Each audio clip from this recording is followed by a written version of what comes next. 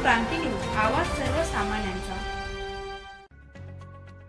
करंजुल पै येथील अंदाजे 50 वर्षीय शेतकरी बेंजू बनसू चौधरी हे त्यांच्या बैलांना चारण्यासाठी सकाळी 5 वाजता गेले होते।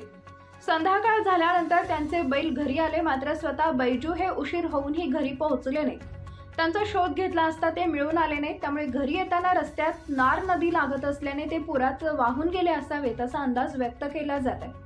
घटनास्थळी तहसीलदार रामजी राठोड, बाहे पोलीस स्टेशन निरीक्षक सोपान राखुंडे, तलाठी जितेंद्र भोंडवे, पोलीस पाटील पुंडलिक जाधव आदींनी भेट देऊन स्थानिक ग्रामस्थांशी चर्चा करून माहिती घेतली आहे। बैजू चौधरी यांचा शोध घेणं सुरू आहे, तर दुसरीकडे सराड येथील शेतकरी देवानंद हिरामन भोये वय वर्ष 50 हे शनिवारी सकाळी शेतात जातो असे सांगून घराबाहेर पडले।